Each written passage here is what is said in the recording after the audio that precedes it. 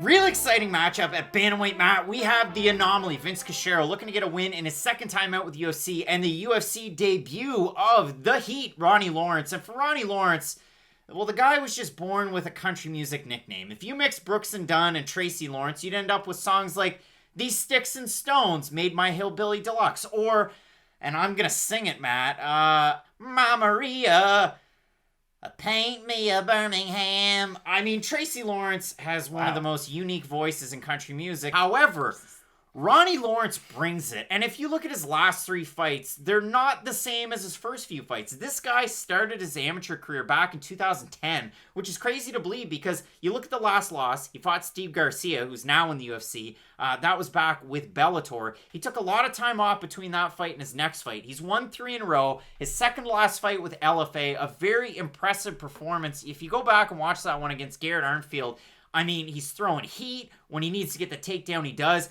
And then if you go back and watch his appearance on Dana White's Contender Series against Jose Johnson, that was one of those fights where Johnson was a huge favorite. Ronnie Lawrence was in around a plus 200 or more of an underdog. And we know how Dana White Tuesday Night Contender Series is set up. Like, they do not normally want the underdogs to win. No, so underdog Lawrence goes in there, and from the hop, they're talking about Johnson. He's a knockout artist. He's super long for the division. It's like, I don't know, it's like looking at like a Cole Miller or an Ode Osborne. Like, the guy's super long, but he has the opportunity to knock you out. Will choke. So Johnson goes in there, and Ronnie Lawrence just hooks up with him. He goes for the underhooks, body lock, takes him down. Like, Steve Bond's the guy to be into it, hook him up. So you had a guy hooking him up. Ronnie Lawrence, great takedowns. He had 12 total takedowns in that fight.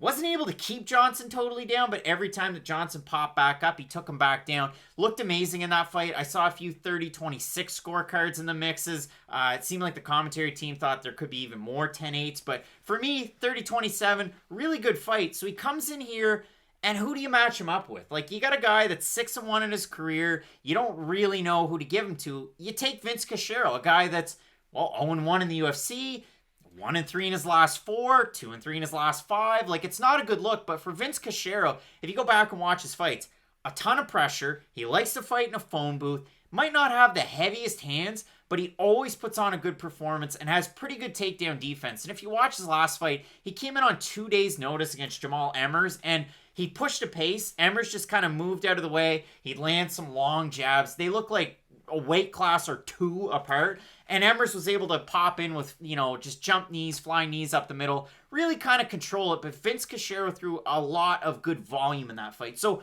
when I looked at it, we've had a lot of fighters recently. Gabe Green was one of those fighters. When he fought Daniel Rodriguez, we talked about it recently. Gabe Green looked good enough in a loss where he lost 30-27 by every judge's account, but his volume was really good. Vince Cachero's volume was good in his fight with Jamal Emmers. I like what I saw there. But again, if you look at Ronnie Lawrence, a lot more power and a lot more takedown ability from Vince Cachero, a lot more volume, and he likes to push a pace. So I think this has the opportunity to be a very interesting fight, and I'd like to get your thoughts on it. No, I agree 100%. This is going to be an entertaining fight pretty much no matter what. Like, we were tempted to throw it up on the Fight of the Night screen, a little bit behind baseball, as Craig would say. And it's just stylistically, these guys are going to make for a very fun fight. And yeah, you might look at Vince Cachero's record and you're like, really? He's 1-3 in his last 4? But again, you really have to understand, he gets knocked out by Casey Kenny. Insider information, there's a very good chance Dominic Cruz gets knocked out by Casey Kenny within a month. If you go back and watch that fight, like, Cachero's putting it on him, they get in close, and you can see that, I mean, Casey Kenny's landing hot and heavy from the southpaw stance, but as soon as Cachero gets in there, tie clinch, knee up the middle, Cachero's out cold. Exactly. But I think we can both agree, there is no shame losing to a guy like Casey Kenny. Say what he will on podcasts or whatnot, that punched Casey Kenny's ticket to the UFC. Exactly. So that just tells you how good Vince Cachero is. And in his last fight against Emmers, even Emmers was kind of a victim of this, where he loses his UFC debut against Giga Chikadze, and everyone's like,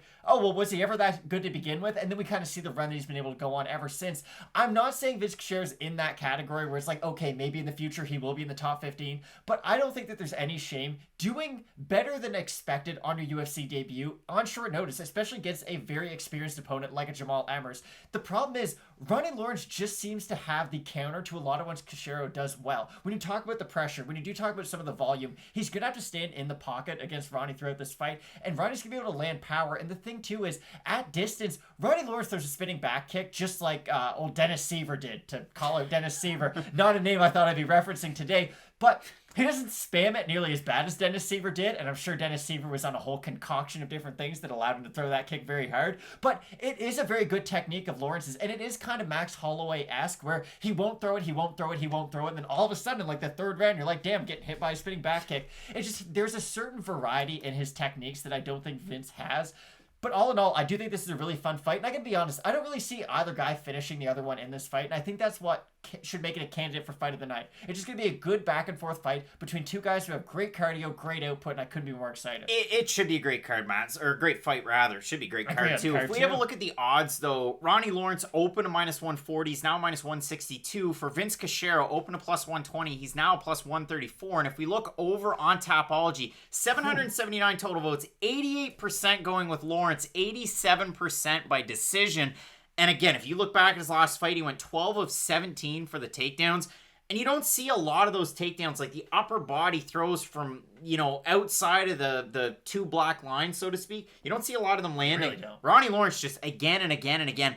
10 minutes and 5 seconds of control time in that fight, too. So he fought like Clay Guida a little bit. You look at Ronnie Lawrence's last fight, you look at Vince Cachero, you look at these guys in general, and you understand, I mean, these are guys that, under normal circumstances, probably a couple more fights with the LFAs of the world, CFFCs, CSs, and you end up in the UFC with some impressive performances. But for Ronnie Lawrence, Dana White thought he was incredibly impressive on Contender Series, especially enough so to offer him a contract, where we've seen some fighters recently who've had fights like Ronnie Lawrence did. Brendan Loughnane had a pretty good one, and they decided not to sign him. So great for Ronnie Lawrence. In this one, it's tricky because, again, Lawrence has the keys. He's got the power. He throws those kicks. He gets hit, and he can leave his hands down a little bit. Now, I know he trains out of Sanford MMA with some of the best in the business. I'm sure that he's kind of worked on some of those holes, and it's a guy that he's had a lot of time off between his fights, so you can definitely gain in the martial arts. For Vince Cachero, I think it's only up from a fight against Jamal Emmers up a weight class. So I think it's tighter than maybe the odds and the fans have it, and I'm actually taking Vince Cachero. Really? I really like, again, I like the defensive wrestling. I like the output. And it's one of those fights where, to me, and this is going to be a terrible comparison, but for me, Vince Cachero has the output, he has the defensive wrestling chops, and he can pressure.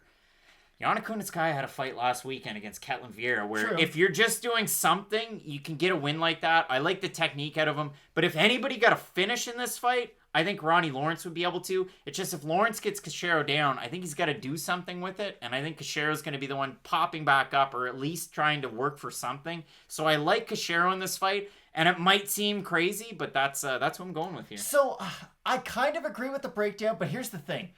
The pressure of Vince Cachero is going to push him into the takedown attempts of Ronnie Lawrence. And even if Lawrence, let's say if he can't get that takedown in open space, if you're moving towards me, it's going to give me more of an opportunity to shoot that takedown. And for Cachero, it's kind of a double-edged sword, again, because he's going to need pressure and volume to win this fight. But the more he's moving forward, the more susceptible to the takedown attempt he's going to be. So it does come down to really who gets tired first. If Cachero does start to tire in that first round, let's say he is giving up some space. He's defending takedowns. He's the one on the receiving end of a lot of the damage. Well, just going to get worse for him. Lawrence can have that really high output, and I think that's important to mention too. He didn't just take down Jose Johnson a ton of times. He was able to take him down. I understand he popped back up to his feet, but he was just like a dog on the bone. He never let him just get the space he needed to strike on the outside. He was really dedicated to his game plan.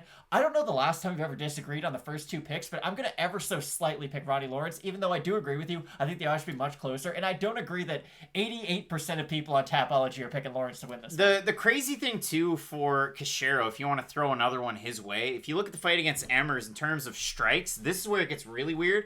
Significant strikes went the way of Emmers, and I got the numbers up here in front of me. Let's read them off. 103 to 76 for Emmers, but total strikes 121 to 113 for Cachero. So if he can keep busy, if he can push a pace, you never know what could happen. We're disagreeing on the pick. You've got Ronnie Lawrence. I've got Vince Cachero. I'm really looking forward to this fight. Apparently we saw something different in our analysis, but it should be a great fight and a great card. You've got Jairzinho Rozenstruik taking on Cyril Gane in the main event. Let's keep it locked in with Fight Night Picks, Matt. As we always say, let's get into it.